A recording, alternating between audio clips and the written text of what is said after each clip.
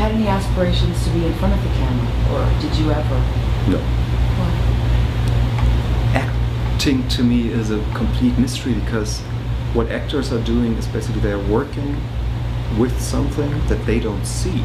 You know, the advantage that I have as a director is that I'm always looking at what I'm actually trying to bring out, or to manipulate, or to, you know, carve out. And I don't know how actors are doing it, you know, that they are portraying something with their face and with their bodies and judge it without actually seeing it. I could never do that. I don't know how they do it. So I never had any, I'd be terrified to actually be in front of the camera, I think. I'm very glad to stay behind the camera. I mean, with Necessary Death, we had me in front of the camera twice just to say this. What was important to me is that I could actually ask questions from behind the camera and kind of steer the scene, and that we could have that in the movie. So you do have the German accent behind the camera, you know, and then we just wanted to give that a body and say this is actually the guy, you know, that voice belongs to, so that we don't have that mystery, that question mark all the time. I wonder what the guy behind the camera looks like. But for the audience to just relax and get that out of their heads, this is what the guy looks like, now let's focus on the story again. But that was because I love being in front of the camera so much. What about when you hear from other filmmakers that they're secretly scared of actors? Has that ever happened with you? Have you been intimidated by actors? In what way?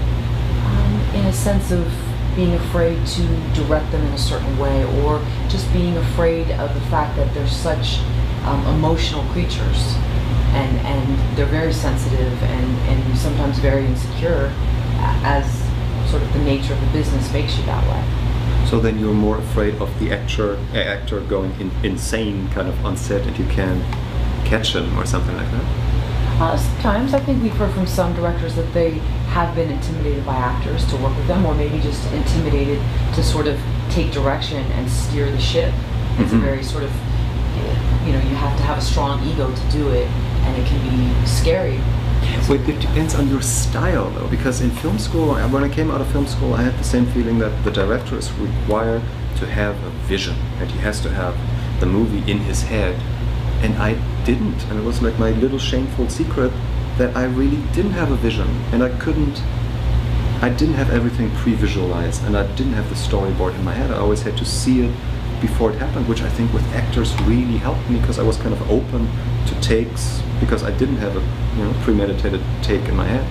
And then if you don't actually have that, and you don't try to make the actor be your vision, but you try to figure out something that feels emotionally true and challenging and inspiring together with the actor, then I don't know if there's anything to be afraid of, other than that the actor is not willing to play with you, to be experimenting enough.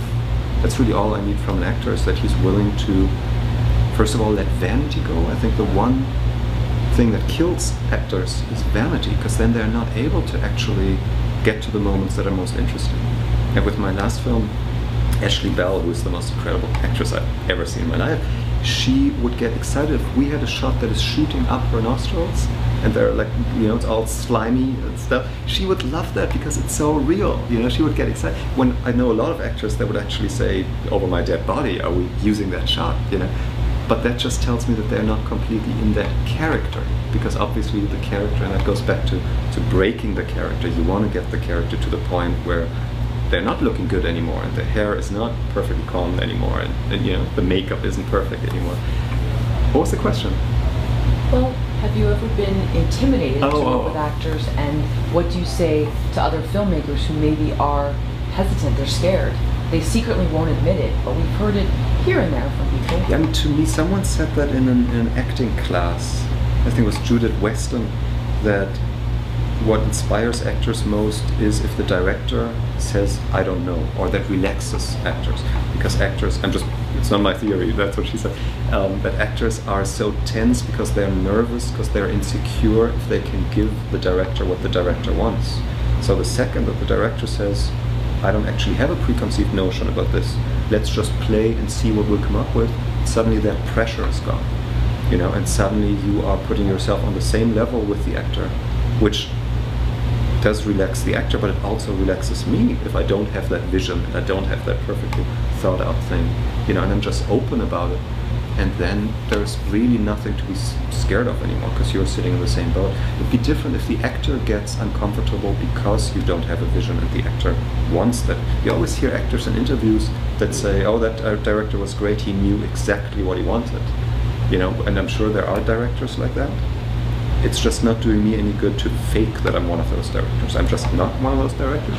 And I think there is a way to make movies that are really interesting and inspiring not being one of those directors, because suddenly you're inviting the talent of the group in to kind of form what you're doing.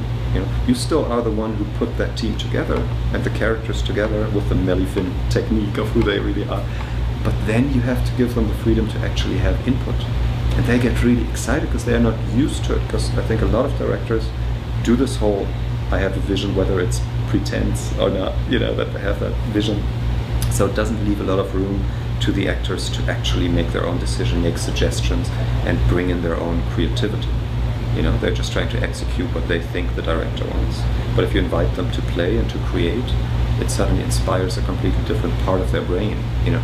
And I think in the best version of that, you end up with a product that feels rich, because it's coming from a lot of different personalities and a lot of different minds, and it's not just all filtered through my tiny mind and worldview, you know, because then every character feels like it's been written by one mind, and I think you can feel that. Like if Aaron Sorkin, who I think is one of the greatest writers in the world, but every single character you can feel is written by Aaron Sorkin, and there's a certain appeal to that. That's one way to go. I think with Necessary Death, for example, what we were trying to do is to have every single character have their own voice and make it seem like real life, and not as if it's filtered through one mind.